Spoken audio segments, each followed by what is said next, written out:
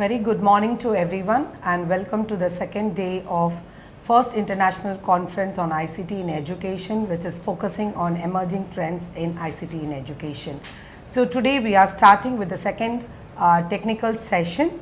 We have with us Professor Shashi Prabha, heading the Department of PRD, CIET and CRT, and with us Dr. Amit Ranjan, Assistant Professor in CIT and CRT, who will be chairing and co-chairing this session. I welcome both of you for this technical session and over to the chairs. I welcome all the participants and speakers of this session. This technical session theme is implementation of NEP 2020 ICT based teaching and learning resources. NEP 2020 says that new technologies, educational software will not just change what students learn in the class, but how do they learn. The policy also recommends extensive research on the educational and technological fronts. It is obvious that whatever learning resources we use, we need to focus on the key points of teaching learning. Some of that are taking consideration of learning needs, learning style, learning pace, interest of the learner, context of the learner, connecting their learning with everyday life experiences, active engagement, group interaction, and also proper integration of technology with the teaching learning process, and also at all stages of teaching learning, technology is to be integrated seamlessly. So this session will focus on these aspects of teaching learning and ICT. There will be 8 papers in this session. So let us wait for the presenter, and I hand over mic to Dr. Amit Ranjan. Thanks a lot, Professor Shashi Prabha, and thanks a lot, Dr. Angel. Good morning to all the participants. So we have a very interesting lineup of 8 presentations this morning, and we shall begin with Dr. Yasmin Sultana and Dr. Pratima Pillai and Mr. Muhammad Asif, assistant professors from Tezpur University. It's a very interesting paper about techno-pedagogical competencies, and they have researched on about 100 schools in Sonitpur district in Assam. So the title is Exploring Techno-Pedagogical Skills of Senior Secondary School Teachers of Sonitpur district, Assam. So we welcome the presenters of the first paper.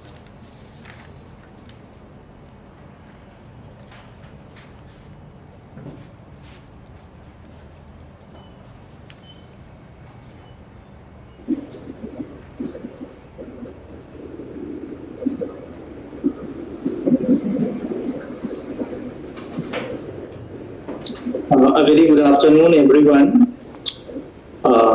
I'm Muhammad Asif, and on behalf of my team members, Dr. Pratima Pillai and Dr. Yasmin Sultana, I am presenting this presentation on the theme that is exploring techno-pedagogical competency of senior secondary school teachers of Sonitpur district, Assam.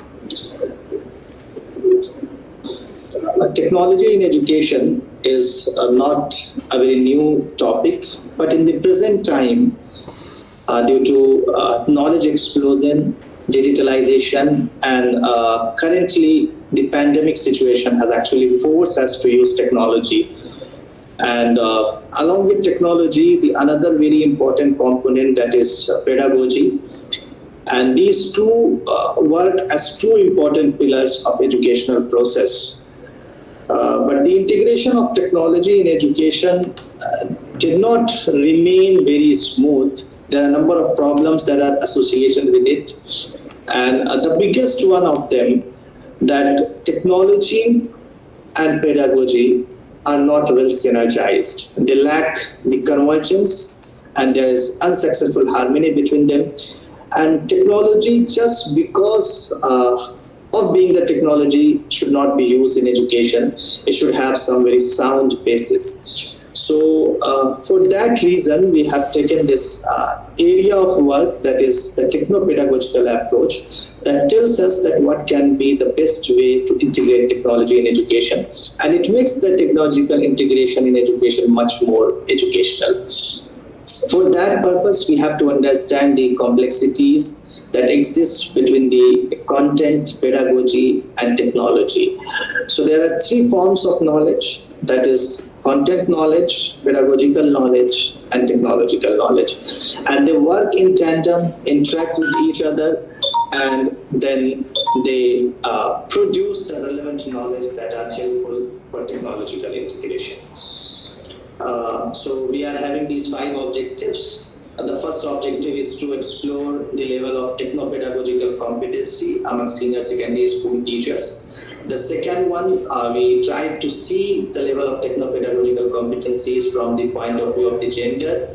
Third objective focuses on the teaching experience and techno-pedagogical competencies of teachers. Fourth objective is to look at the types of institution where teachers serve and its impact on the techno-pedagogical competencies of teachers. And the last one aims at providing some suggestions that can be useful for teachers and policymakers to integrate technology in education.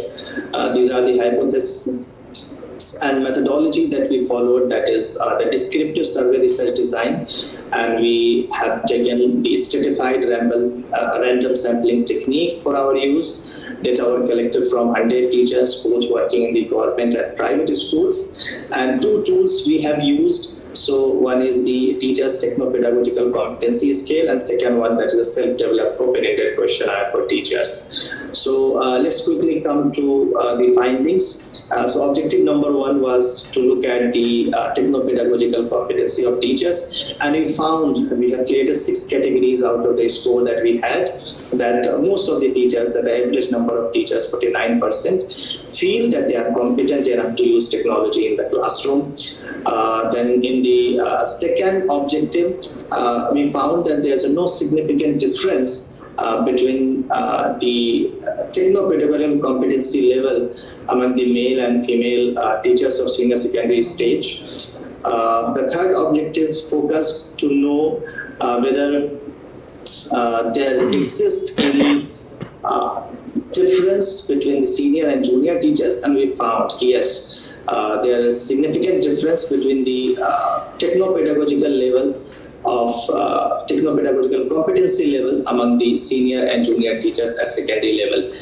This is the objective number 4, and again we didn't find any significant difference between the private school teachers and government school teachers with respect to techno-pedagogical competency.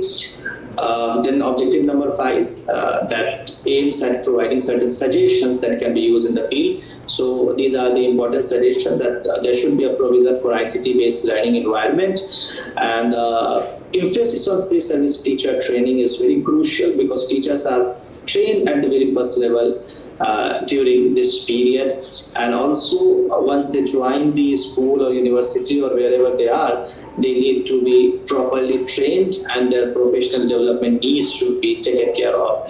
And also when teachers are not there, master trainers are not there, so there should be modules, there should be manuals that teachers can use for integrating technology in education. And also it is very important that all these stakeholders should collaborate, like the policymakers, teachers, administrative authorities, and everyone, so that there should be a synergy in the work that are taken by any of these stakeholders.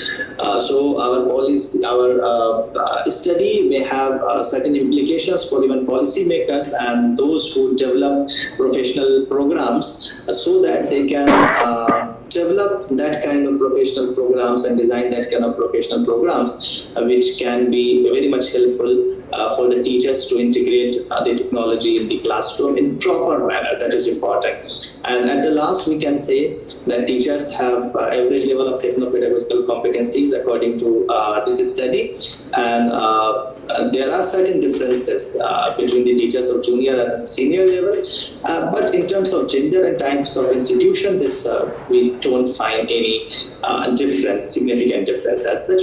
These are the differences. Thank you.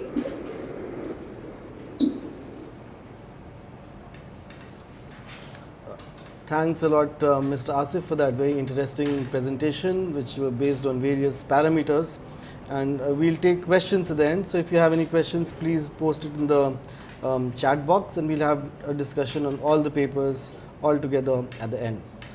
Coming up next is a paper from RI Bhubaneswar by Professor Ramakant Mohalik and Priyank Kumar Shivam. It's also an interesting paper about the applications of ICT in what is known as HOTS, higher order thinking skills. So of course, as ICT advances, we are thinking of the higher order thinking skills that can be developed with ICT tools. The title of this paper is Perception of Prospective Teachers, those who are to become teachers, towards ICT integration in teaching learning process for improving higher order thinking skills. So I welcome Professor Mohalik and Ms. Priyank Kumar Shivam.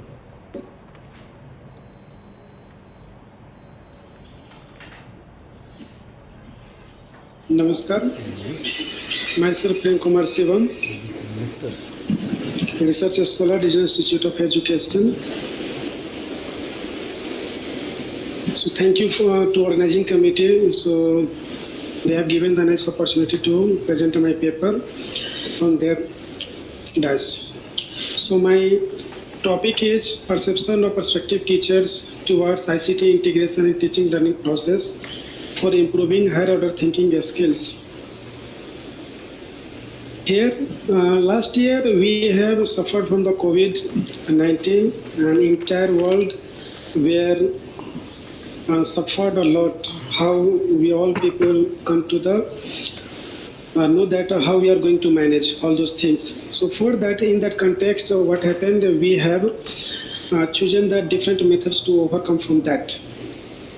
In this context, we have come through that one, and that we find that in modern era, all the institutes worldwide are becoming modern and using ICT in teaching learning process for face-to-face and a distance education mode for make teaching learning more effective and efficient among the students. Nowadays, institutions are using ICT various purposes like admissions, teaching, monitoring, notifying, and administration. When ICT integration is stated in teaching learning process, its impact was good. Gradually, its side effects visualized and misused by the learners. So, in this context of various and group in 2016 stated that proportional use of ICT in teaching learning environment from teacher center to learner center, these groups found that shifting of educational paradigm creates a more interactive and challenging learning environment for teacher, and thus changing the role of teacher, become facilitator for teaching content and distributing information to co-learner. Another also, like the Misra and Koiler in 2006, they have found that they have developed the one framework that is known as the TPAC, and that is influenced and that is utilized in the teacher education institution as well as the teaching education line. So for that, rationale of the studies that the Pandey in 2020 stated that quality of education through the use of ICT is more effective than the traditional ways. The Berry and Survey in 2019 research on teachers' attitude towards integration ICT in teacher education found that teachers are not much trained to handle. Like that, the Debarma and Das in Tripura, they found that the more than 50% teachers are favorable attitude towards using ICT. Core in 2009, they got the more than 50% teachers having the favor, 1/3 is not in a favor, and 1/4 having the very less favor attitude towards the using the ICT. Like others, Gupta, Dharmaveer in 2017, Birwal in 2017, they found that the ICT integration is giving a good impact on that. So from the above study, we can conclude that the ICT integration teaching learning process for improving higher order thinking skills. We can utilize these things for improving the higher order thinking skills in students. So for that we have framed objectives like to find out the interest of prospective teachers towards ICT integration teaching learning process for improving higher order thinking skills, to know the understanding of prospective teachers towards ICT integration teaching learning process for improving higher order thinking skills. Next, to examine the utility of ICT by prospective teachers towards ICT integration teaching learning process. Then methodology, what was the methodology we are used? The study was descriptive online survey in nature, and the research reviewed the opinion of prospective teachers towards ICT integration teaching learning process for improving higher order thinking skills. For that tools what we have used, that is an online questionnaire, and it is given among the students. So once we are coming for that, the what data gather and on the basis of interpretation came, the 89% student teachers said that the use of ICT is to create interest among the students. And remaining students, they said that we don't know, we can't say anything. The another 93% students in another things, that means how we are going to utilize the ICT integration. On the basis of the response came, the use of ICT is to motivate the students. 93% student teachers, they said like that. 85% students said that the use of ICT is to communicate effectively with the students, because the different types of learners are there in a classroom. Then use of ICT is to make the teaching learning more enjoyable. With the help of cartoon and other animation based, we are making the more effective. The next 85% again, they are saying that the use of ICT is to help the classmates effectively without delay. The next, then another using, that means another attitude was there, the attitude of ICT integration for the students. The 97% student teachers said that the use of ICT is to save energy in teaching learning process. They are not going to here and there, they are not purchasing the different types of books. We are getting the different information through the ICT immediately and saving energy and time and money. The 93% student teachers said that the save time and teaching learning process, saving the time, we are getting the different materials through the online and we are executing. The another 89% said that the use of ICT is to become technocrats during teaching learning process.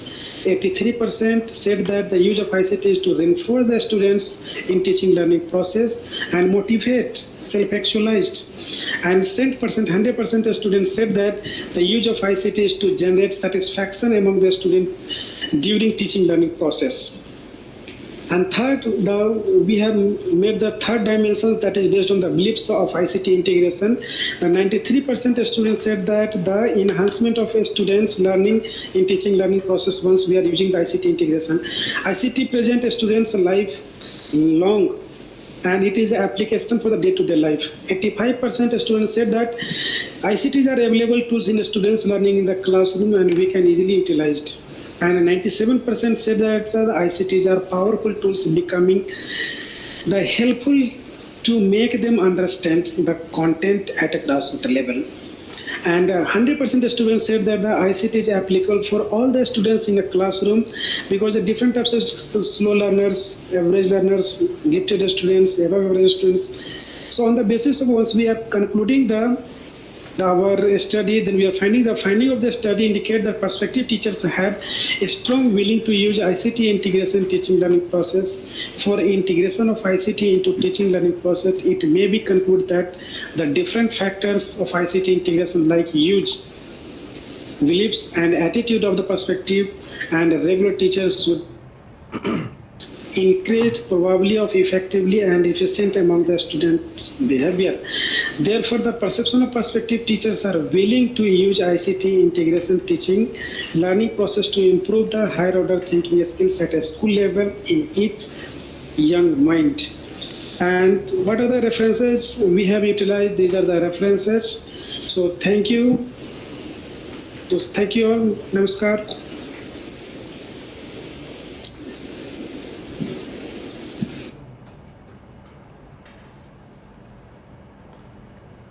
Thanks a lot, Mr. Priyank, for that presentation. It's very interesting and also rather provocative to see that results. I'm sure many people will have many things to say about it. It's also, I think, about age, that the prospective teachers are very enthusiastic about various things. If we go to a different age group, probably the results will be slightly different. So please keep posting your questions in the chat box, and we'll move to the next presentation, which is on similar lines about technology integration from our own home turf in CIET. And while technology integration is a reality now, given the pandemic situation last year, which we are highlighting in various papers, so an assessment of technological integration also needs to be in place, which is roughly the theme of the previous paper as well. So we welcome Mr. Tanmay Kulshrestha with his paper exploring evaluation processes and practices to understand technology integration in education. Welcome.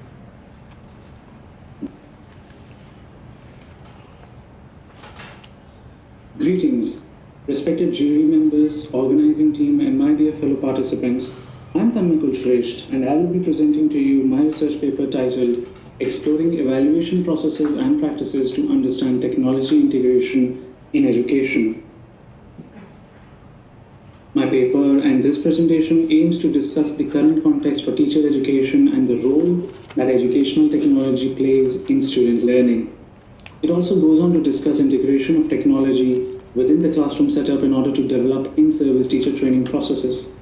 Furthermore, it highlights the instructional design motivation and outlines the future goals and student learning objectives. Planning, preparing, and presenting that the study intends to include while understanding the various facets of integration and subsequent evaluation of technology in teaching learning pedagogy. The presentation is divided into 5 subparts, ranging from introduction to the review of literature, delving into the meaning and context, and exploring the types, tools, and techniques, ultimately followed by the conclusion. Introducing the topic, technology integration in classrooms should be viewed as utilizing the here and now of technology that is available to us. Deciding upon use of technology as a boon or a bane becomes an imperative aspect of evaluating technology integration, and with respect to the same, deciding the appropriateness of using a particular technology for completing a given task. Coming on to the review of literature, several research-based studies have been conducted upon this topic, and I intend to build upon this eclectic range of work. While the teacher-student learning paradigm involves teachers being the gatekeepers for future generation, as posited by Tondier and others in their 2019 study, scholars like Rachel Vanata in her work focuses on proficiency of ICT integration within the instructional methods, forming the foundational basis of education. As a counter-argument too, scholars like Davies and others negate the paramount importance technology has been given by arguing that learning does not take place simply because technology is used. Before proceeding further, I intend to draw a distinction between evaluation and assessment, and thus clarify further the meaning of evaluation for us. While evaluation is a systematic study of the value or merit of some article, assessment is characterized as an information gathering exercise. And when this information is utilized to arrive at a suitable conclusion, it can suitably be called as an evaluation. The parameters involved for evaluating technology integration include identification of technology that is relevant to the needs in terms of subject, content, age group, and method, following of standardized tests and measures for evaluation, and selecting the appropriate technology in order to suit the requirement of learners and teachers. In this slide, you can see the various parameters used, like the target audience or the context, ranging from age group, knowledge, social background, learning style, demography, so on and so forth, to the content, which is the normative aspect of how accurate the information is, how relevant the education is being imparted, the scope, depth, the coverage, level of difficulty, so on and so forth. Pedagogical considerations, for example, the objectives, method of delivering content, how biased is the content, and moving on to the presentation, the aesthetic value, social value, the motivation and personalization that the instructor feels to impart. The technical features, notably the file format, usability, metadata, interoperability, all these things also form an important aspect. Administrative considerations like the cost, delivery mechanism, support services, training, the basic economics of any technology integration. Now we come on to the types of evaluation classified on the basis of stages of project, ranging from conceptualization phase to implementation phase and project closure phase. While the stages of project are very self-explanatory terms, we come on to the types of evaluation. First and foremost, the formative evaluation. Formative evaluation is where the developmental assessment is utilized before the program plan or execution. Process evaluation takes place once the program execution has begun and gauges how successful one's program strategies are. Outcome evaluation, as the name suggests, produces information based on the program's results and how much those results are inferable from the program itself. Economic evaluation is utilized during the program's usage of words towards the gauging the advantages of the project against the expenses. Impact evaluation examines the whole program from start to finish and attempts to measure whether it has justified the program or not. Summative evaluation is directed after the program's fulfillment or towards the finish of a program cycle. And goals-based evaluation is generally done towards the finish of the program or at a previously settled upon stretch. Various evaluation tools and techniques include LOTI, Level of Technology Implementation, which utilizes a Likert type scale-based questionnaire to measure the levels of technology implementation. NETC Optic, which is an abbreviated form of Northwest Educational Technology Consortium, developed the observation protocol for technology integration in the classroom for assessing the degree of technology integration in classrooms and the whole schools. ICT Petty, the American State Educational Technology Directors Association, developed the Profiling Educational Technology Integration designed to assist educational stakeholders in profiling their progress with technology over time. And lastly, Taglit, taking a good look at instructional technology, is intended to give instructive organization successful information to assess innovation, use and coordination in the educating and learning climate. After having gone through all these aspects, we are faced with some challenges. These challenges include the status of innovation and incorporation in the learning environment, students and educators' technology capabilities and proficiencies, their attitude towards innovation, and the access to innovation. No challenge is complete without providing a suitable solution. So in order to overcome these challenges, we need to consistently assess newer ways to deal with instruction and learning loopholes, use of action research-based processes and practices, and co-develop learning with youngsters and different accomplices so it is more receptive to the pupil's family and network. Now I would like to present to you the part of the presentation that everybody was waiting for, the conclusion. As you can see, the learning is a complex human activity, and learning with information communication technology is even more complex and uncertain. In order to know the parameters involved, the tools and techniques used, the various types of evaluations ranging from formative, procedural, outcome, economic-based and impact-based to summative and goal-based, as we have already seen in the presentation, we also need to take into account the relationship between what we learn and what we intend to learn using ICT. This should make us more adept at understanding the machine-mediated learning activity. I would like to conclude by a quote and say that technology will not replace great teachers, but technology in the hands of great teachers can be transformational. With these words, I thank you for your attention. Have a nice day.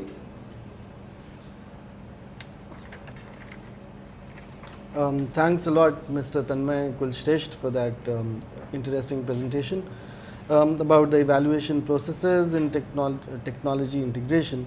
And as we saw, there are so many parameters that inform both form and content of this process, and we need tools for this assessment in the future as technology integration grows more and more.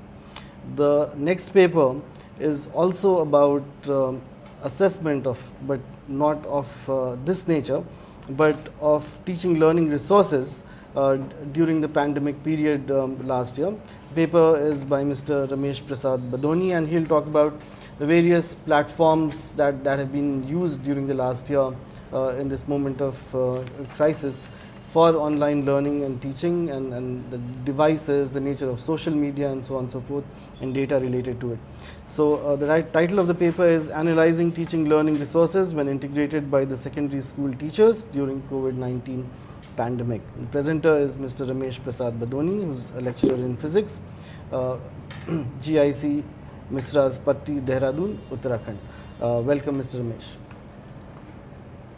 This is Ramesh Prasad Badoni, physics lecturer, Government Inter College, Misra's Patti, Dehradun, Uttarakhand. The theme which I choose for my study is ICT-based teaching learning resources and platform.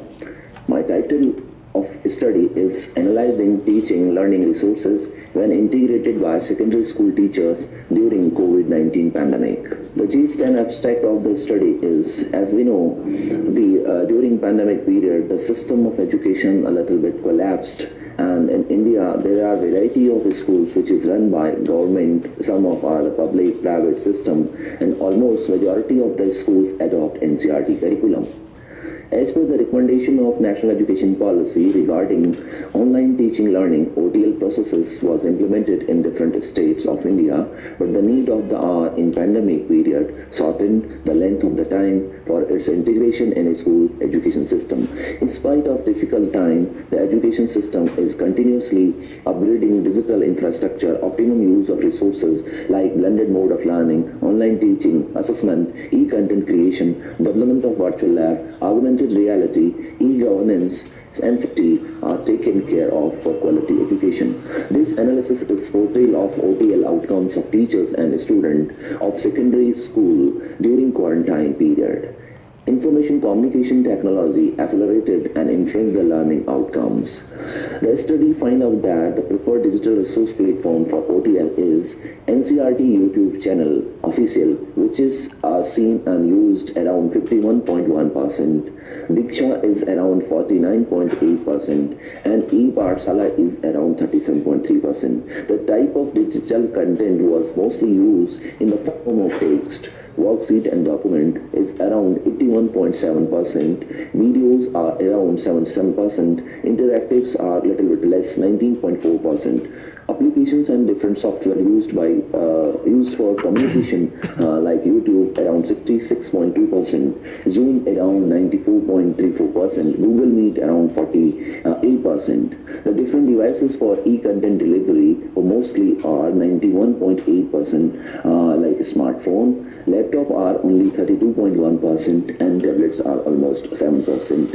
Internet connectivity was found around 61.1% in average in different parts of the country, and the most of the learner was shifted at even we can TV channels, and the free disc channel were around 43%, and the radio is around 6.4%. Teacher accepted the assessment was very much challenging, around 44%, and the content creation was set by 42.7%.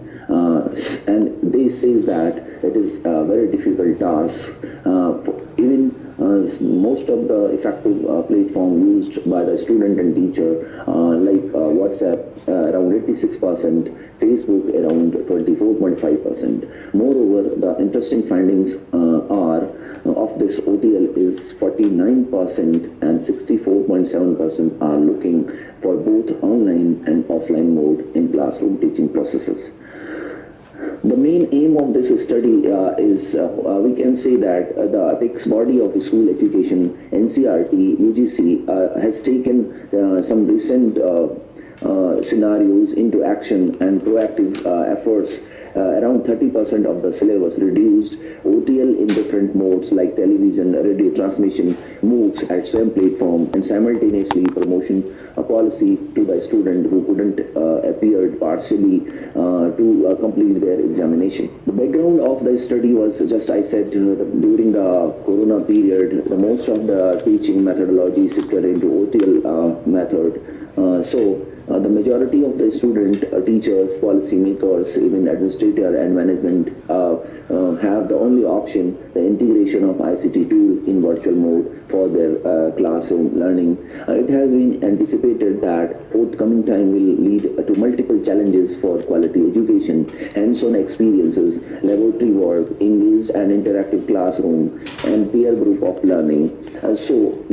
Keeping that all in mind, now it has been observed the potential of OTL is continuously making difference in learning style and the transaction mode of content delivery to the learners. So in the viewpoint of understanding teacher and student across the different state of India with respect to different OTL processes, this study has been conducted. The tentative solution from the information gathered after the unlock phase post COVID-19 reflecting the equilibrium trend in online and offline classroom teaching learning. It has been observed that there is a need of the study of OTL for the teacher and student irrespective of their medium and education board in Indian school to find the present scenario of OTL. The methodology what I had used, we just created a Google form, and that has been given to the different teachers of different state, even for the student of the different part of the country irrespective of their state and board or medium. The collected responses were around 336 including teachers and student. Even there is 8 teachers also participated from outside of the country, and the survey has been through email, WhatsApp. Investigation and analysis characteristics, behavior and opinion on OTL of the teacher and student from different parts has been taken, and the collected responses are part of this study randomly, where maximum of the participant responded in each item and each questions asked in the form to make inferences and conclusion appropriately about the teachers and student. As these findings are, so conclusion of the study is basically the OTL during COVID-19 and lockdown period findings are the reflections of the concern for the existing educational system. These outcomes are the teacher and student are able to integrate OTL in future. They accepted and adopted the ICT power and the potential. They do believe understanding of available OERs, platforms, web portal and mobile application. The apex body NCRT, CIT and other initiative launched by the government to smooth run of OTL using platform Diksha, NCRT official YouTube channel, free OERs and even the TV channels and MOOCs at some platform, e-Pathshala, they all has been used during this period. Evaluation and assessment are still a big challenge for the student and teachers. Internet speed is also a big challenge, though it has been improved for the OTL time. Digital resources and its development must be now as per demography of the country. The creation of the content can be done as per the need of the state or the different parts of the country. The training and workshop now shifted to webinars. It needs more hands-on practices so that the learning outcomes can be achieved. As a learner are not compatible with OTL mostly, so they need a support and enriched application of ICT tools. Teacher and student need that the country also be a little bit more potential to put on social media network, evaluation portal and OERs. OTL and its potential shows that everyone, including young minds, need proper, safe-guided approach in handling the digital resources if unwanted floating in education platform. So the further scope of the study is to measure different competencies of the learner with the uses of OTL. It has been seen the component of OTL and social audit will indeed be a part of the study in future, because now hybrid learning, machine learning and virtual learning are emerging as alternate mode of the traditional teaching learning methods.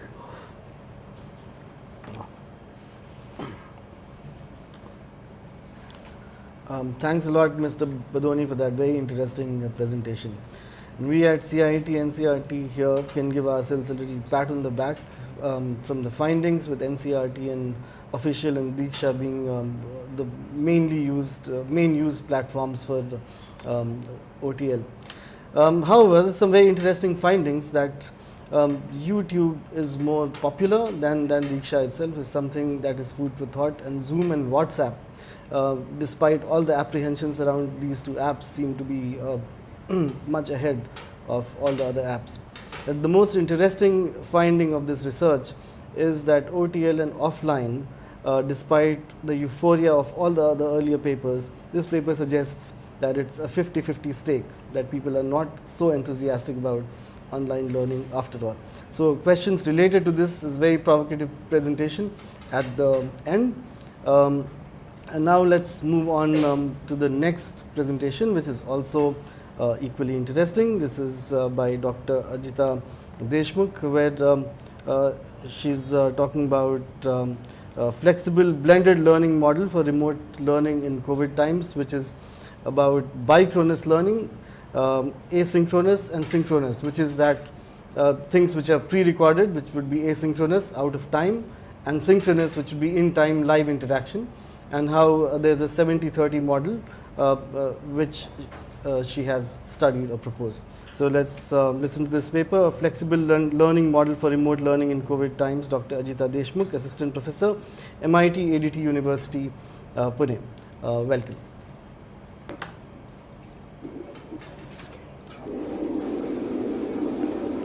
A very good morning to everybody. By Ajita Deshmukh from MIT ADT University, Pune. Today I present the topic of 70-30, a flexible learning model for remote learning.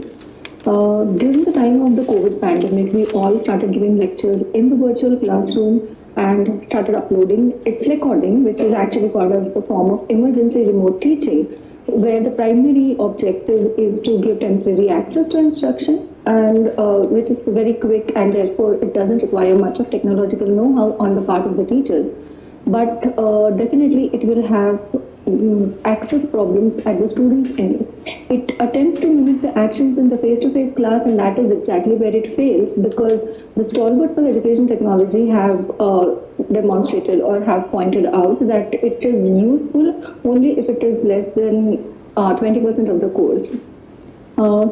My literature review for this particular paper, that is a 70-30 blend, is based on two major concepts, that is asynchronous learning and flipped learning, along with LCM model that is used for learner centricity.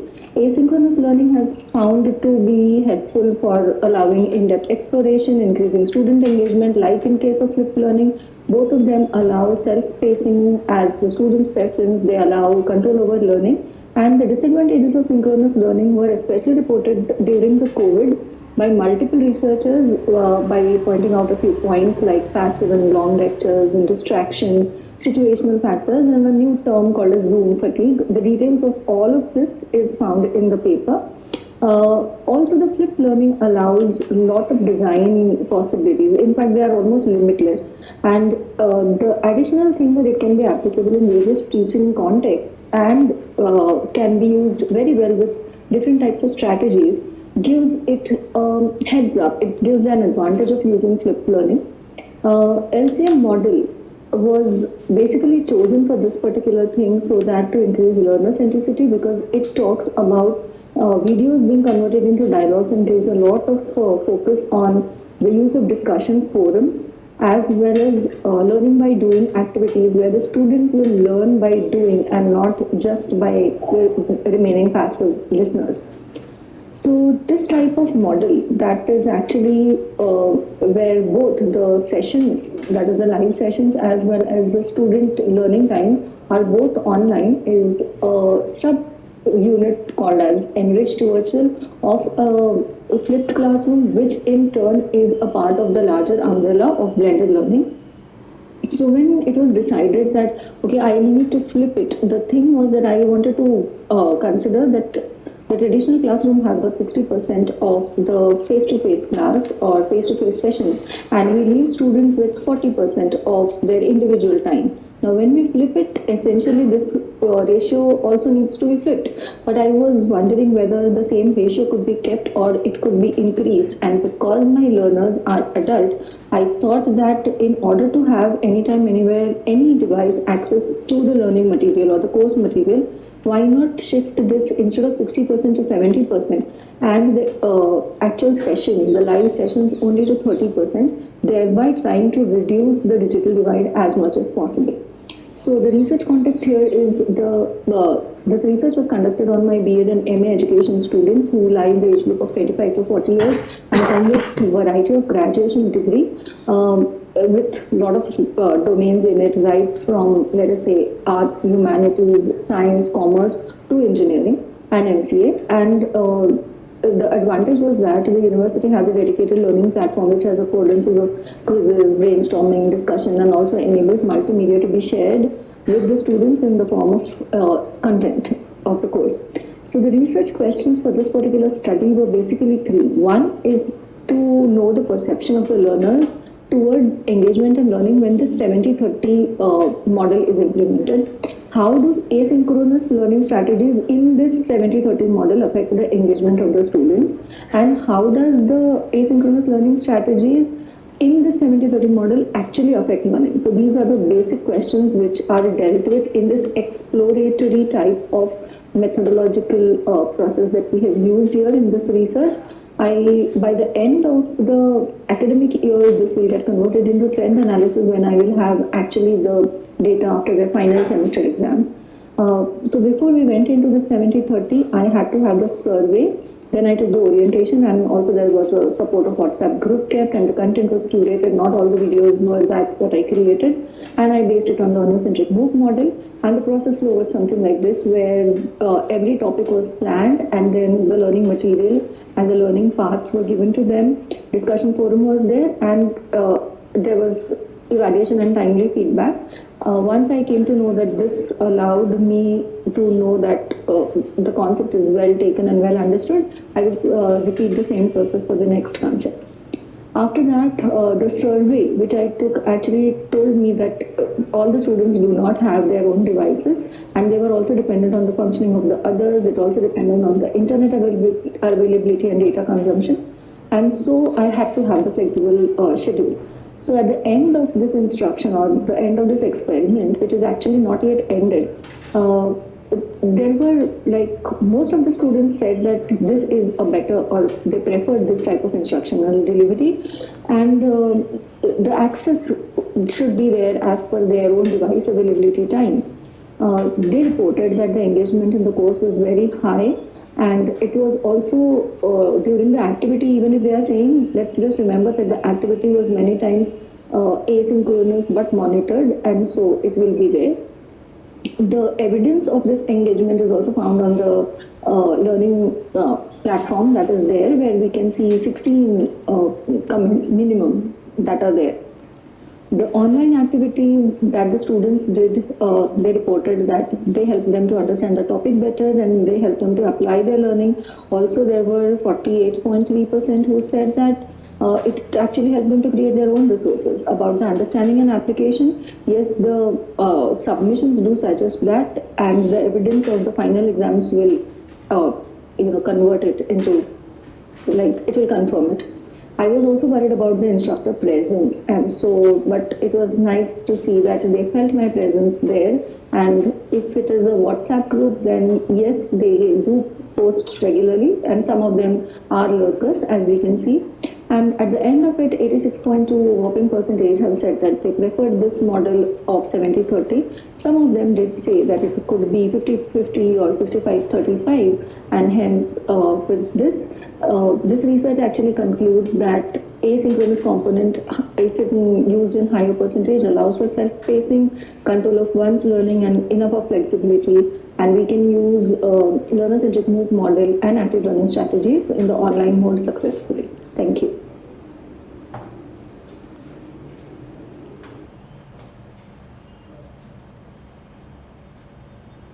Thanks a lot, Dr. Deshmukh.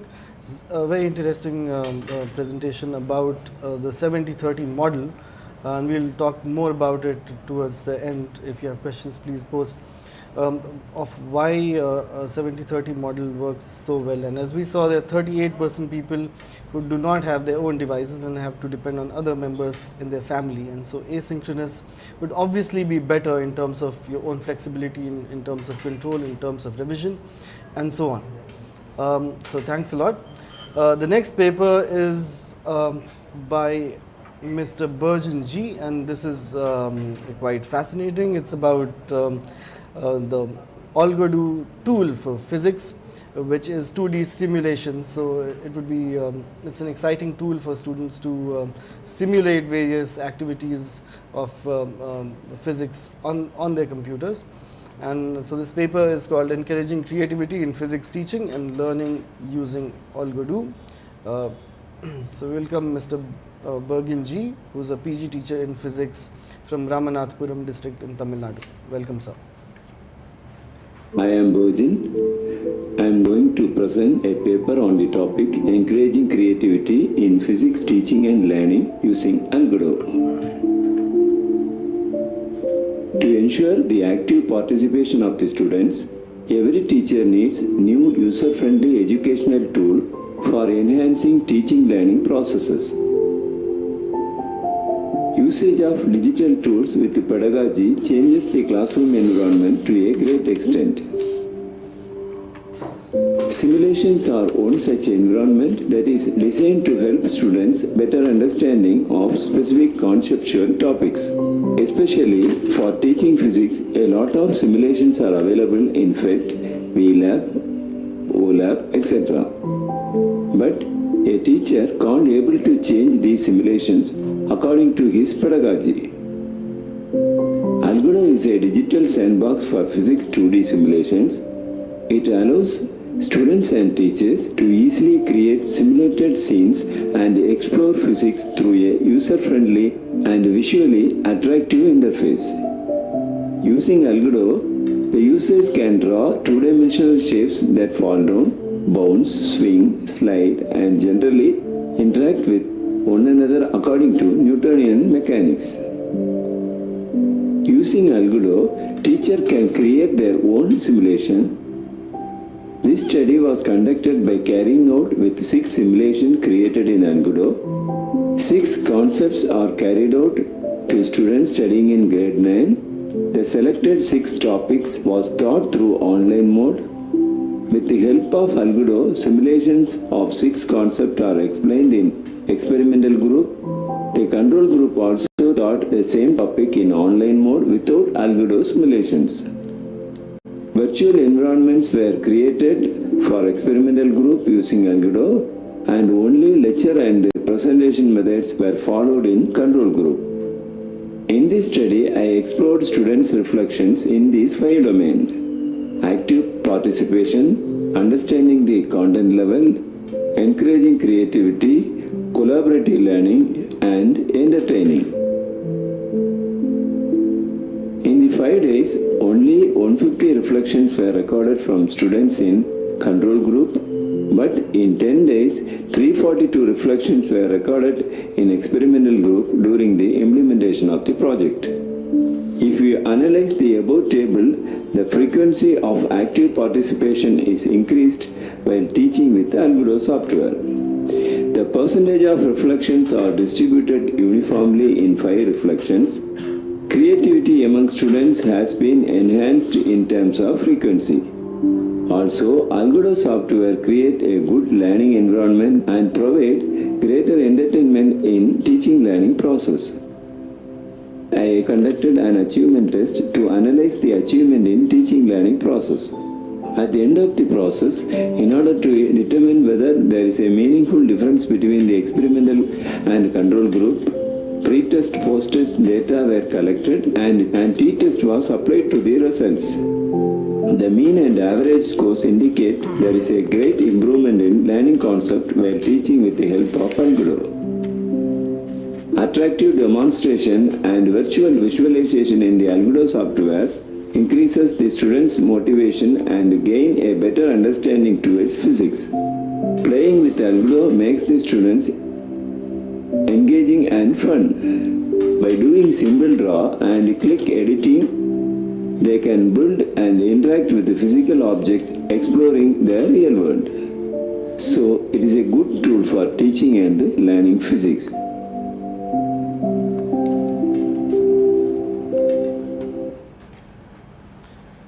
Thanks a lot, Mr. Burgeon. And as you could see, this app looks really fascinating with all the simulations and everything. And as his findings also suggest that there was a jump from 40% to 70% in terms of active participation between a regular lecture-based environment and using the Algodo tool. The next presentation is on similar lines by Mr. K. Ishwaran, who tells that how challenging it is to teach science in classroom and how using ICT induces creativity and critical thinking amongst students. The title of the paper is Pedagogy and Technology Integration Practices in Teaching of Science. Mr. K. Ishwaran, TGT Government High School, Tirukannur, Puducherry. Welcome, sir.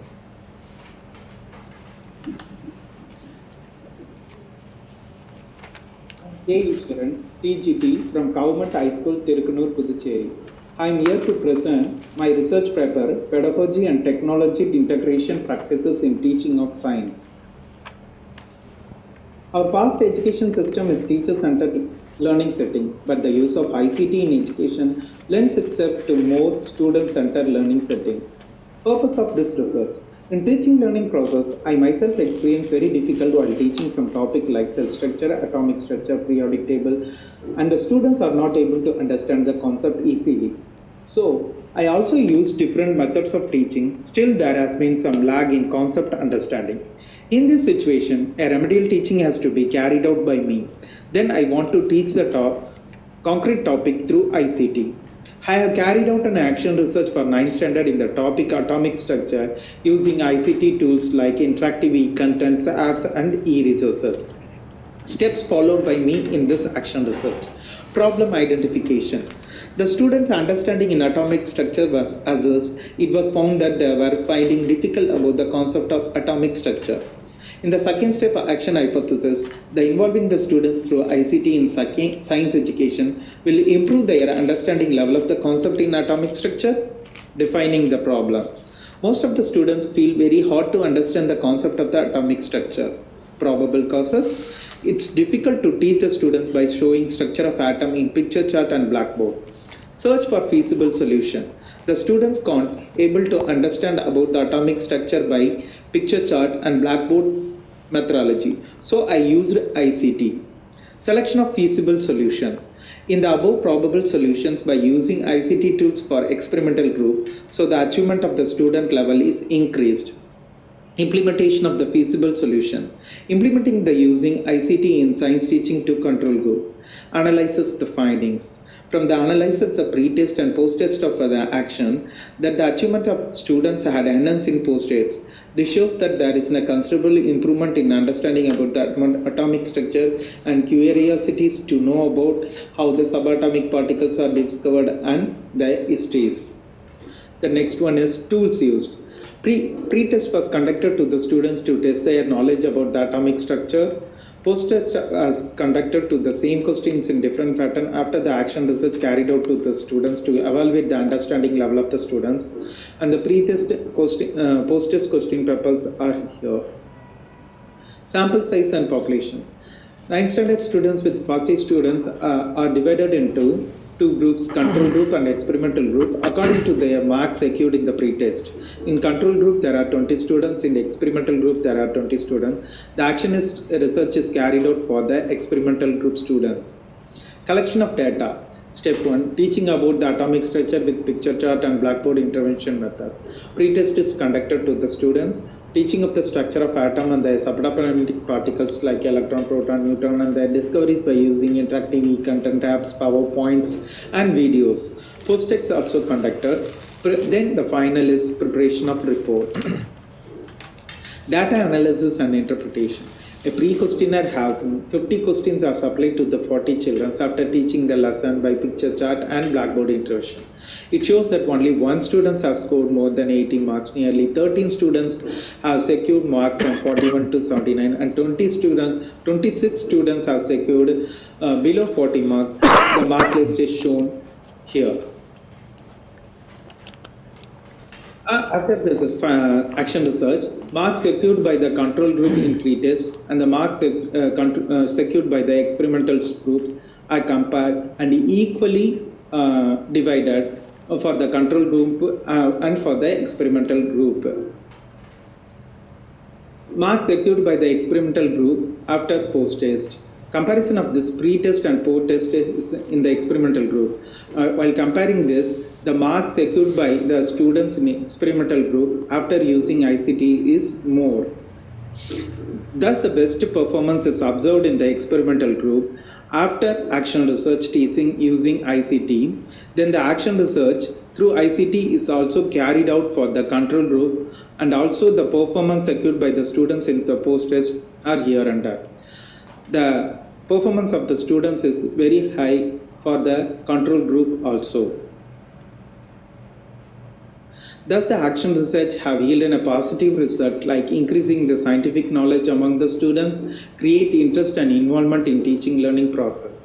The forces of 21st century skills like collaboration, creativity, critical thinking, and communication were also developed in their active engagement, which really starts with the student group, creating original solution and composition and exploring questions from multiple perspectives, and also observation skills have been increased among the students. Follow activities. Then I used ICT for classroom teaching for some more topics like digestive systems, movement of microorganisms, cell structures, nervous structure, light, heat, and so on. And I also used interactive e-content for the integration of ICT in science education. And I also used e-content video for the integration of ICT in science education. And I also created a YouTube channel where all my e-content videos were uploaded in this. And I also created digital interactive books for more topics. I also created a web page, ishlearning.com. All my interactive e-content videos are uploaded in this website. Students can be used. This website contains the content for the standard 6 to 10. And I also created a Canvas courses in learning management system. Online exams also conducted for the students. Thus the integration of ICT in science education. Whole scope practicals also conducted for the students. Thank you.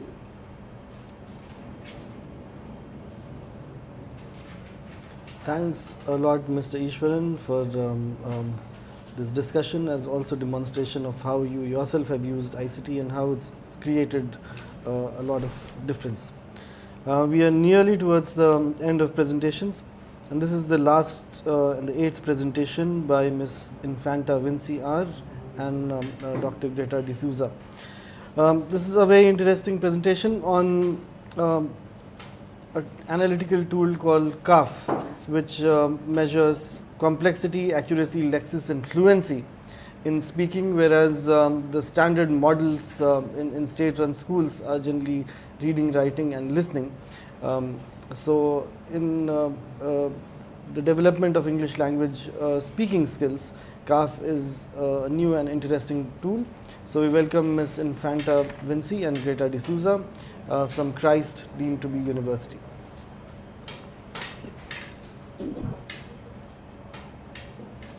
Hello everyone, I am Infanta Vinci R, PhD Research Scholar from Christ deemed to be University.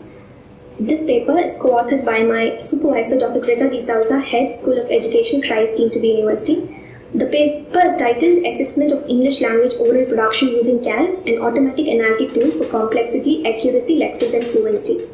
The requirement of English language proficiency in India for upward mobility cannot be denied, and the National Education Policy clearly expresses its desire to improve the standard of English language education in India along with other languages.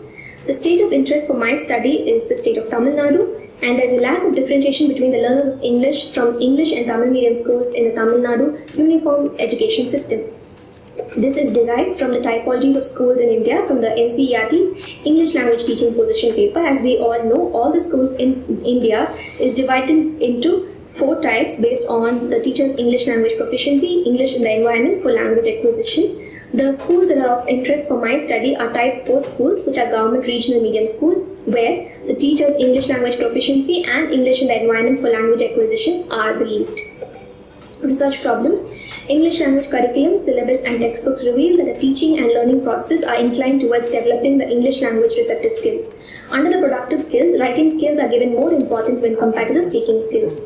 English language assessment models in school education also reflects the same pattern of testing where maximum focus is given on content knowledge, the grammar and the writing skills of the student. The speaking skills of the student remain ignored throughout the school education both in teaching and in assessment. There is a need for the study because there is a lack of oral assessment components in English language curriculum, effective ICT oral assessment tools and research on developing speaking assessment tools. The objective of the study are to explore the constructs of English language oral production, to define the language descriptors, namely complexity, accuracy and fluency, to explain in detail the functionality of CALF tool, to pilot the CALF tool in the context of interest in measuring the English language production, and to establish the reliability of the CALF tool. The English language production in this study is defined as the oral language output from the students, and it is measured using the 3 performance descriptors, CAF, which is defined as dimensions for describing language performance, most frequently used as dependent variables to assess variation with respect to independent variables such as acquisitional level or task features. So the first construct, complexity, is defined as the extent to which language produced in performing a task is elaborate and varied, and the linguistic complexity is defined as how differently and distinctly learners are able to phrase their language based on the number and length of clauses, which is a T unit. The basic unit of measurement for all 3 constructs, namely complexity, accuracy and fluency, is the T unit, which is defined as an independent clause and any associated dependent clauses, that is clauses that are attached to or embedded within it. Again, the complexity is divided into linguistic complexity, grammatical complexity and lexical complexity. The second construct, accuracy, is defined as the ability to produce error-free speech. The grammatical complexity is defined as a proportion of error-free T units to T units. The third construct, which is fluency, is defined as the extent to which language produced in performing a task manifests pausing, hesitation or reformulation. In this study, the fluency is measured in terms of utterance fluency as by the number of words per T unit or minute. So the tool that is piloted in the study is the CALF tool, which is an automatic analytic tool for analyzing the complexity, accuracy and fluency of spoken and written language, which was developed by Gavin Bew and Peter Scahan in the year 2016. The CALF measures are not accurate measurements of language oral proficiency but are indicative in nature. It can be used in research purposes in applied linguistics, and also if further developed and automated, it can be used as an effective tool for gauging the English language production in classroom spaces. The participants of the study are 6 standard government higher secondary school students. The number of students were 15 and the comprehension level of the students were quite low, and the students were hesitant to speak in English. They were able to utter a few words in English with no grammatical structure, and their vocabulary size was observed to be limited, and they committed many grammatical errors in the speech. The procedure of the study was conducted over 3 weeks period with the required permissions, and then the researcher developed individual casual conversation with the students before she could record the student's speech to get a general idea of the language proficiency and to break the ice. So students were asked to talk on the topic self-introduction for a period of 2 minutes, and their speech was recorded. So the recorded speech was analyzed using CALF across 4 stages. The first one is the recording stage itself. The second one is the transcription stage, where the student's speech was transcribed using the chat tool. And the 3 main components of the chat tool were the file headers, the main tiers and the dependent tiers. The main tiers, as you can see on the slide, are the pruned line, the duration line and the main working line. The coding was done for fluency, complexity, accuracy and lexis based on the user manual provided by the researchers themselves, the ones who developed CALF tool, and the coded transcription was then uploaded in the CLAN software to obtain the MOR line. MOR line is generally actually an automated line which is produced by the CLAN software. It is a part of speech tagline. And this is a sample of the coded speech data. As you can see the header and then the main tiers where the actual speech data is produced along with the MOR line, the grammatical line and the SND line, which is basically the duration of the speech, and the line which is coded for complexity, lexis, fluency. So the file is then uploaded to the CALF system, and the CALF system produces a list of findings under complexity, accuracy, lexis, and fluency. But as we defined before, we will be taking the measures of the following units, such as for complexity, we'll be taking the number of AS units and the ratio of clauses per AS unit. For accuracy, the ratio of error-free clauses and the number of errors per 100 words will be taken. And then the raw speech rate stands for the fluency in the speech. This is the result that is derived from the CALP system. As you can see, under each of the sections, there are many measures that is produced by the system. This is the lexical section and the fluency measure section.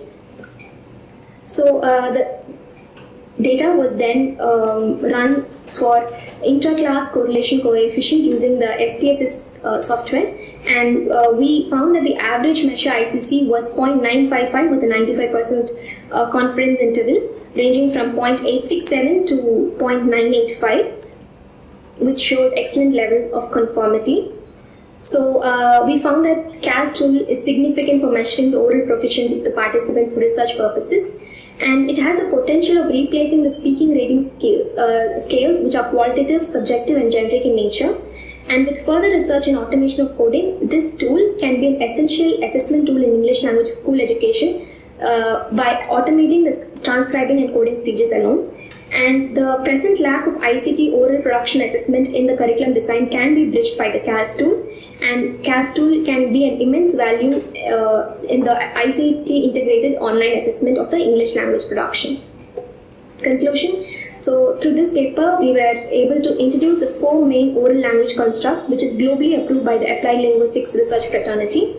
And the CALP tool was piloted in the government school in Tamil Nadu among the 6th standard students over a period of 3 weeks. The students' speech data on a specific topic was recorded, transcribed, coded, analyzed twice to obtain the indicator measures of complexity, accuracy, lexis, and fluency. We found through intra-class correlation coefficient that the CALP tool showed excellent level of conformity, which is 0.75 and upwards. And with further research, CALP tool could possibly be an effective tool for instantaneous oral language assessment tool for English school education and professional language eligibility examinations. These are the references for my study. Thank you.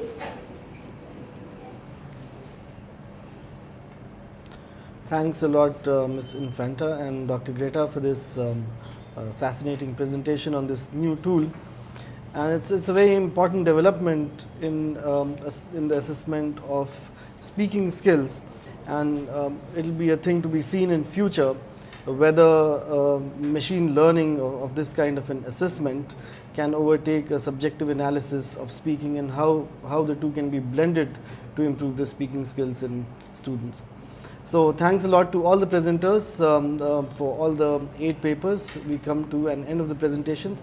Now we have about half an hour for discussions. So we open it for discussion. We'll take questions that have come in our chat box. So for the next half an hour, Professor Shashi Prabha and I will have this discussion. Professor Shashi Prabha.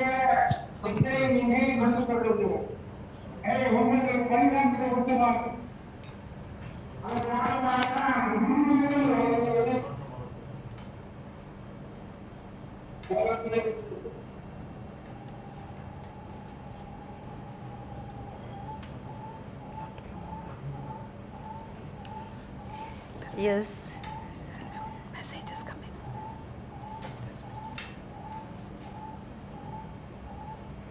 Yes, all the presentations were very thought-provoking and interesting.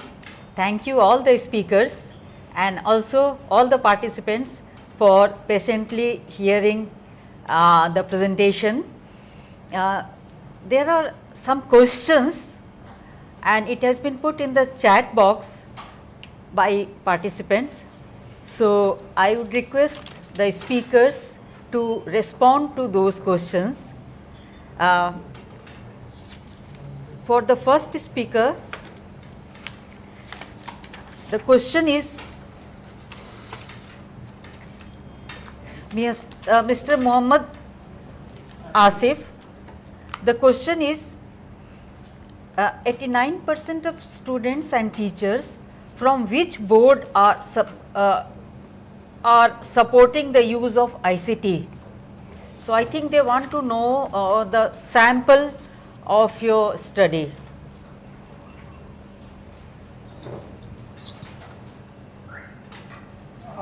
Presenter can unmute yourself and please switch on your video to speak, please.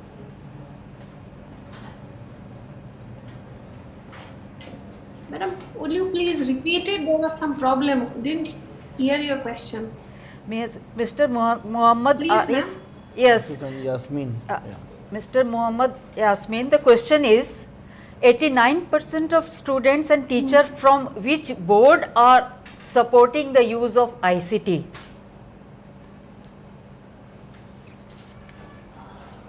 89% which board?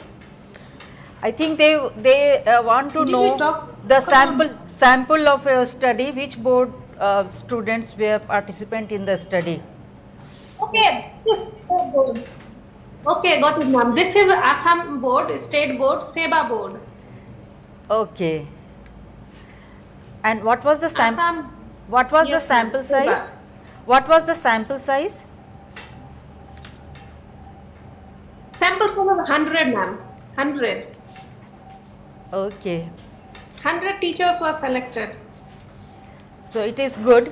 Now, one question from my side. I would like Yes, to ma'am. know that what is the difference between techno-pedagogical competency and TPAC, technology, pedagogy and content knowledge. Is there any difference? Yes, ma'am. Here, yes, ma'am, there is a difference because here content knowledge is not given that much focus. Whereas in TPC, content knowledge or subject knowledge is also given some importance. If we have a look at the tools that are available ready-made in the market, then that's the difference we found. Okay. So, how this technology and pedagogy and content knowledge were integrated in teaching learning? What did you find about this? See, content knowledge is basic. Teachers are clear about the content or the subject matter that they are supposed to deal with in their class. Problem we found that they find it difficult to find the appropriate technology based on pedagogical principles so that the particular learning of that particular subject is getting facilitated. So they do lack in technological skills and to certain extent they lack understanding of pedagogical principles.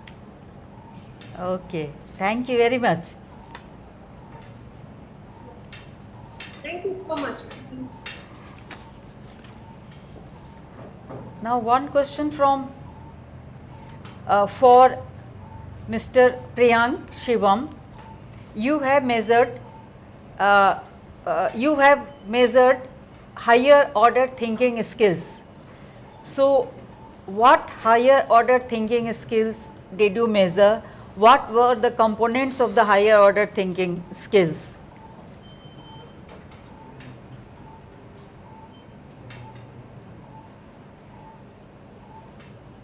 First of all, good morning, madam. Good morning. May I do well?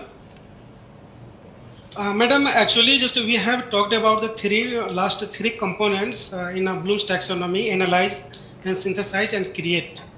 So all the samples, I have chosen 100 sample for the study. Oh, just once. Okay. And for that, the teacher, a student, that basically from the teacher trainee students are there from the B.Ed college. And during the COVID-19 period, the maximum universities, they have emphasized, they have to learn the various portals they have utilized, like a Google Meet, some university, they have the Duo, then some university and faculty member, they have used the social media also, like some teachers, they have taught through the Facebook, then WhatsApp also, and Google Classroom. So in the times, the teacher training, they have utilized the maximum content what the teacher educator they taught through their relevant portal, and they have learned from the YouTube and other things. And after that, the analyzed come on the basis of the what questions they were asked. So how you are going to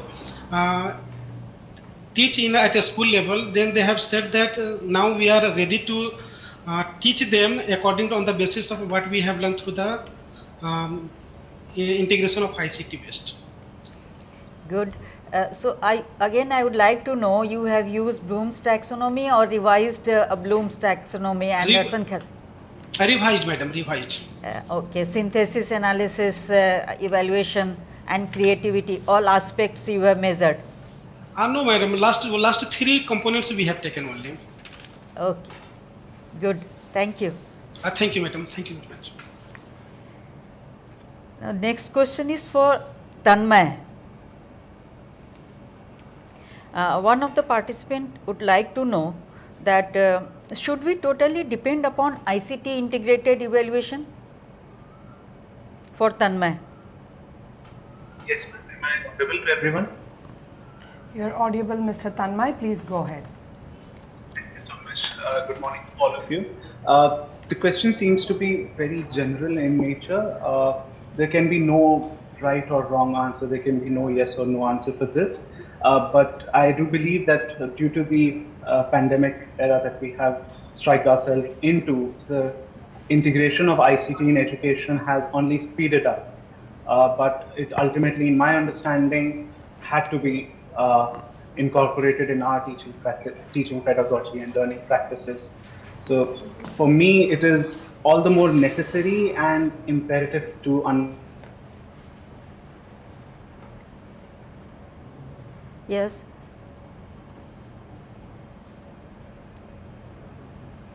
Mr. Tanmay, we couldn't hear you. We got cut with your last word. Am I audible now? Yes. Yeah, please.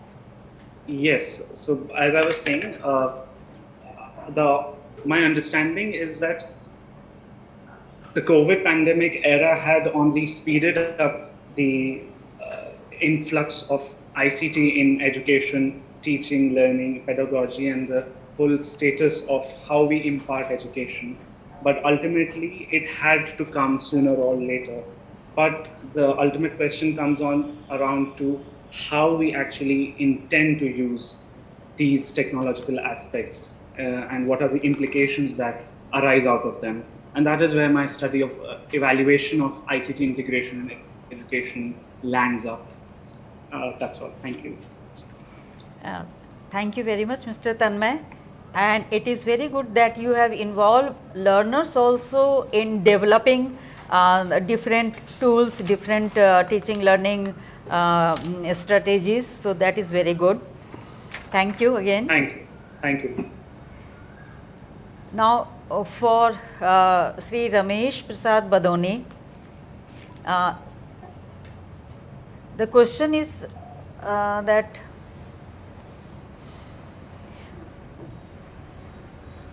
how many items were taken in the tool?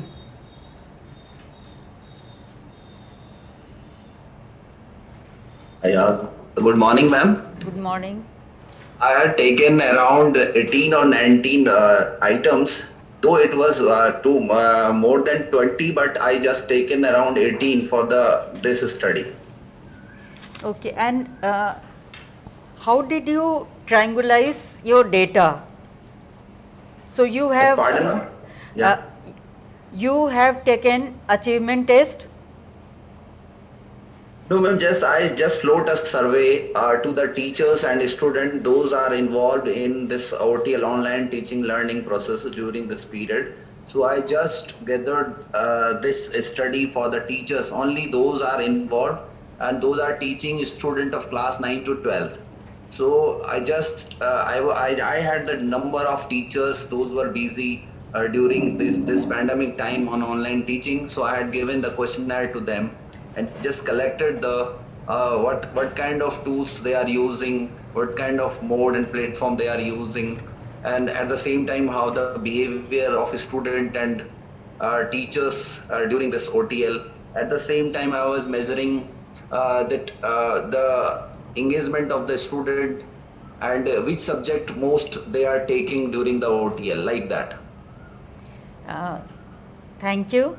So, if your study is again supported by interview of few participants and then you analyze the data, so this will further enrich Yes, ma'am, exactly. This one has a lot of scope, yes. So, it can be further enriched by conducting interview with few selected teachers and supporting your quantitative finding with qualitative data also. Exactly, ma'am. This is the scope. Exactly. There are a number of scope from this study. We can do a lot of things from that data. Thank you. Okay, ma'am. Thank you. For Ajita Deshmukh, it is good that you have provided tools for interaction and your study is very much learner centered. So, learner centered means involving students at all stages of teaching learning and also integrating technology also requires integration of technology at all stages involving learners. So, I would like to know that how many chapters were transacted during the study? Ma'am, the entire semester, not only chapters, the entire course module, because Maharashtra we yet have not opened up for the students. They don't come to the college. So, the entire course has been conducted online. That's good. It is very good. So, again, is there any difference between, in your opinion, in flipped learning and blended learning?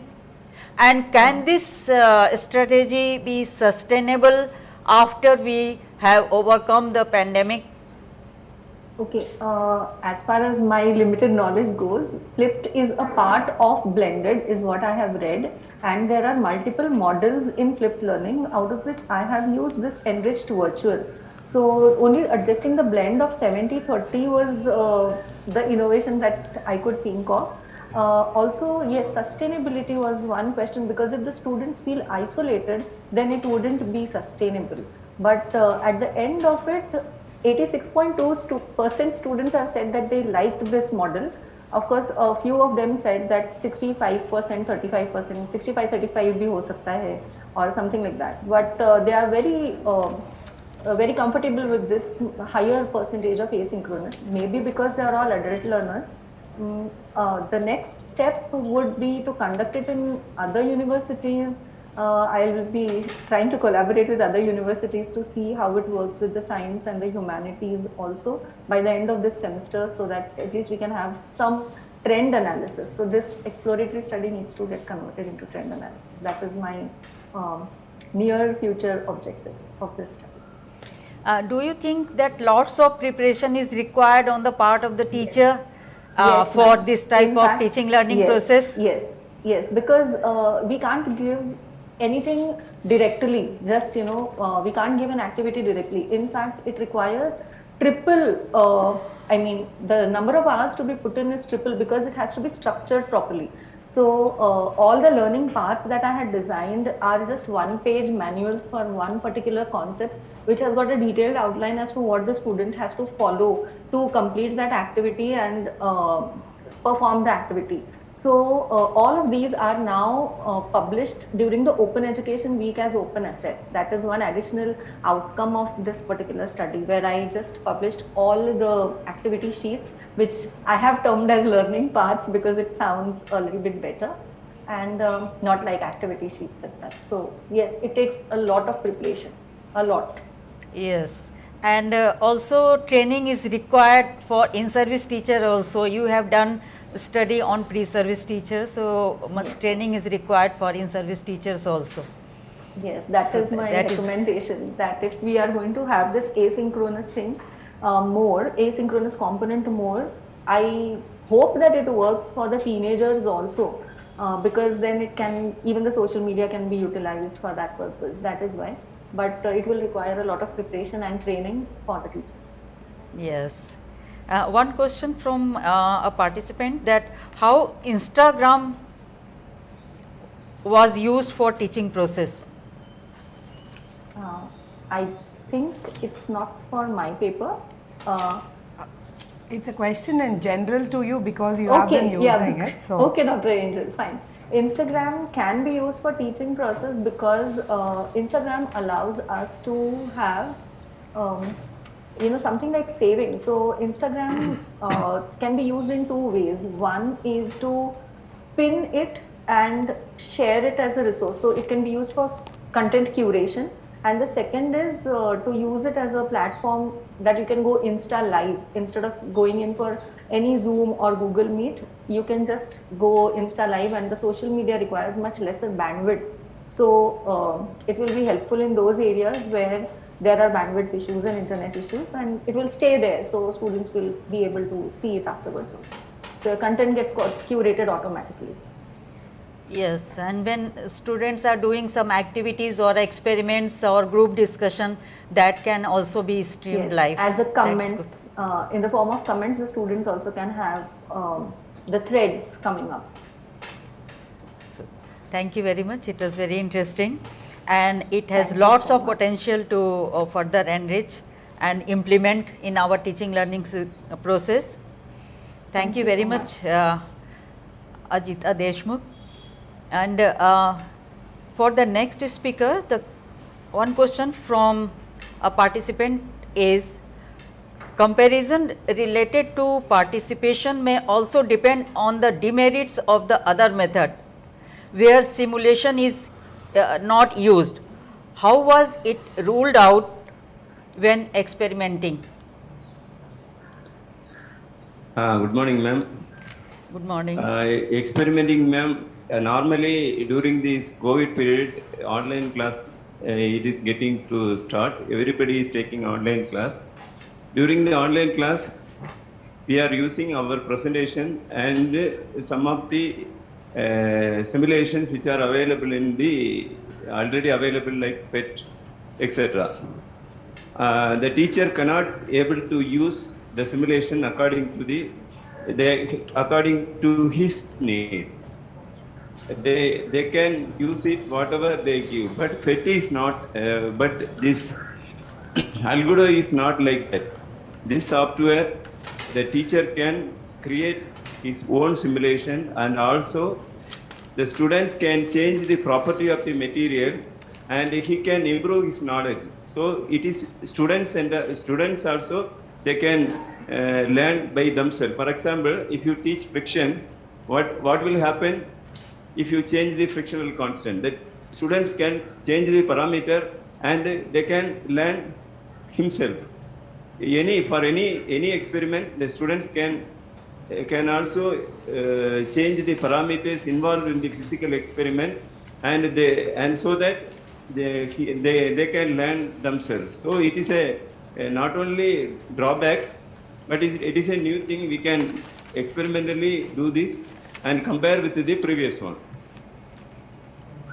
So good. I think the participant has got the answer, and I would like to know that how did you measure creativity of the students during this study? Creativity means, I already told that the students can change the parameters of the experiment and they learn better way. In this experiment, the teacher create one experiment or one concept in simulation. The student change the parameters and he can include many creative things inside that experiment. That's only the creativity of the students gets increases. Normal simulations, only the creator will enjoy the creator idea only involved in that simulation. But in Algodo, not only the creator, but students work also involved in that. Students can also change the parameters. So students can improve his creativity by changing the parameters involved in that experiments. So if it is given in the paper that how creativity of students were observed, so qualitative observations. Yes. And that observe. Yes, ma'am. That normally this topic is held, taken by the lesson is taught by another teacher, and I observed in the classroom as an observer and observes the students' reactions in each sessions. For the 10 days, I observed the reaction using one questionnaire and put tick whether they are reflect or the number of frequency that they reflects is recorded, and that recorded is converted into the data. Good. Thank you. Thank you very much. For Mr. Ishwaran, it is very good action research, and it is good that you are doing in the field so many action research. So the question is, which method was used to divide the control and experimental group in your research? I have conducted pre-test for the students, ma'am, and then divided the student according to the marks scored by the students evenly. Am I audible, ma'am? Yes, it is. On the basis of pretest, you divided control group and experimental group. I have divided the students equally according to the marks they scored in the pretest. And I would like to know that how did you measure 4C of students? You told that this study enhanced their 4C that is 4C of 21st century skills of students. So how did you measure? For first creativity, I have given assignment for the atomic structure. The students produced some different working model about the electronic configurations with the ball by distributing seats on that electronic configuration. That's one of the creativity produced by the students, and an innovative teaching model was produced by the students. For collaboration, I have created a website. On that discussion pages, the students have described some of the important points about the atomic structure, and the students were discussed in that discussion topic, ma'am. So it is good. If it would be better if you reflect all these observations in your paper. Yes, ma'am. Yes, I will do it. So how creativity, critical thinking, collaboration, and communications were observed and measured? Our conclusion needs to be justified with evidential arguments. Thank you very much. For the last speaker, Ms. Infanta, the question is, you have studied about CAF in English language. So I would like to know, is it applicable, can it be applicable for other language also? Good morning, ma'am. Good morning. Am I audible? Yes. Yes, ma'am. So the CAF tool can be applied to any language learning, ma'am. But it should be applied to second language learning. First language learning it cannot be applied to. It can be applied to any second language learning. So that is very good. And what further advancement do you suggest for this study? So the main advancement that needs to be done is the automation, ma'am. So as you noticed, we had 4 stages, and the second and third stages is quite extensive in process. The stage where you code, first transcribe the student's speech and then code the speech. So these 2 steps are quite extensive and it's very time consuming, and it wouldn't be able to implement in classes right away. So if we can automate these 2 stages, teachers can instantaneously gauge students' oral proficiency using this tool. Good. Thank you very much, all the speakers. Your presentations were very thought-provoking, and lots of potential is there for its implementation. I am sure that your findings will help to implement some of the features of NCF, integrating technology with teaching learning, and also making the teaching learning child-centered.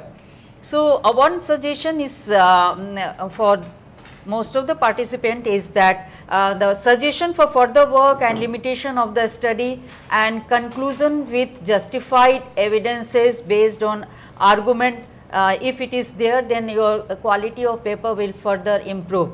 So thank you very much all the participants, and it was really all the presentations had field work and also qualitative observation, qualitative observation.